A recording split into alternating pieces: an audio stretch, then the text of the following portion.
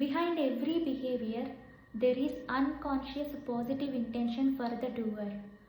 అంటే ప్రతి ఒక్కరూ కూడా వాళ్ళు చూపించే బిహేవియర్ అనేది ఆ టైంలో ఆ సిచ్యువేషన్లో అది రైటా రాంగా అనేది ఆలోచించరు.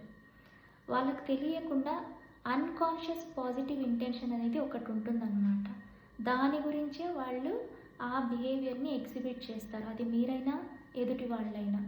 ప్రతి హ్యూమన్ బీయింగ్ వాళ్ళు చూపించే ఒక బిహేవియర్కి కొన్ని రీజన్స్ ఉన్నాయి. అవి ఏంటంటే వాళ్ళ పాస్ట్ ఎక్స్పీరియన్స్ కావచ్చు, అప్బ్రింగింగ్ కావచ్చు, ఫ్యామిలీ కల్చర్ కావచ్చు, ఎడ్యుకేషన్ కావచ్చు, ఫ్రెండ్స్ కావచ్చు, వర్క్ కల్చర్ కావచ్చు, పాస్ట్ ఎక్స్పీరియన్సెస్ కావచ్చు.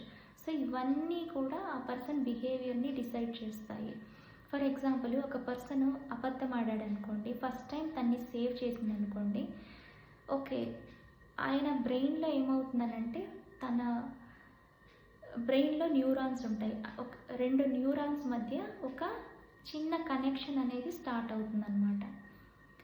సో సెకండ్ టైం మళ్ళీ అబద్ధం ఆడితే అది సేవ్ చేస్తే ఆ 2 న్యూరాన్స్ మధ్య ఉండే కనెక్షన్ అనేది ఇంకొంచెం స్ట్రాంగ్ అవుతుంది. అలా థర్డ్ టైం కూడా సేవ్ చేసిందనుకోండి, ఇక్కడ ఆ లయింగ్ అనేది అలవాటుగా మారిపోతుందనమాట. ప్రొటెక్షన్ మెకానిజం లాగా ఏర్పరచుకుంటాడనమాట. అంటే నేను అబద్ధం ఆడితే సేఫ్ జోన్లో ఉంటాను అనేది. అది కొంతమంది అలా కంటిన్యూ చేస్తారు లైఫ్ లాంగ్.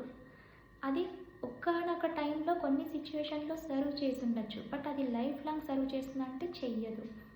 ఏమవుతుంది, రాను రాను మనుషులు మిమ్మల్ని నమ్మాలి అంటే ఆలోచిస్తారు. అబద్ధాలు ఆడతాడు, తనతో ఏదైనా షేర్ చేసుకోవాలన్నా వెనకడుగు వేస్తారనమాట. తర్వాత మీకు రెస్పెక్ట్ ఇవ్వడం కూడా తగ్గించేస్తారు. సో అప్పుడు మీరు రియలైజ్ అవ్వాలి, మీ మైండ్ సెట్ మీద వర్క్ చేయాలన్నమాట. చిన్నప్పుడు లేకపోతే ఒకప్పుడు సర్వ్ చేసింది, బట్ ఎప్పుడు దాన్ని కంటిన్యూ చేయడం కరెక్ట్ కాదు. సో మీ రీవైరింగ్ అనేది చేయాలన్నమాట. ఆ 2 న్యూరాన్స్ మధ్య ఏర్పరచుకున్న స్ట్రాంగ్ బాండ్ని బ్రేక్ చేయాలన్నమాట. ఎలా? రిపీటెడ్గా మీరు ఇది మనకి సర్వ్ చేయట్లేదు, ఒకప్పుడు సర్వ్ చేసింది, ఇది కరెక్ట్ కాదు అని చెప్పేసి. సో ఎవరైనా కానీ ఒక బిహేవియర్ మీకు చూపించినప్పుడు, ఒక మాట అన్నప్పుడు, కొట్టడం కానీ, హస్బెండ్ వైఫ్ని కొట్టడం కానీ అలా చేసినప్పుడు అది పర్సనల్గా తీసుకోకండి. వాళ్ళ అప్బ్రింగింగ్ నుంచి చెప్పాను కదా కొన్ని సిచ్యువేషన్స్. సో అవన్నీ కలగలుపుకొని ఆ బిహేవియర్ అనేది ఎగ్జిబిట్ అవుతుంది. వాళ్ళ బిహేవియర్ని బేస్ చేసుకొని మిమ్మల్ని మీరు ఎప్పుడు కూడా తక్కువ చేసుకోకండి. సో ఎవరి మైండ్ సెట్ మీద వాళ్ళు వర్క్ చేయండి.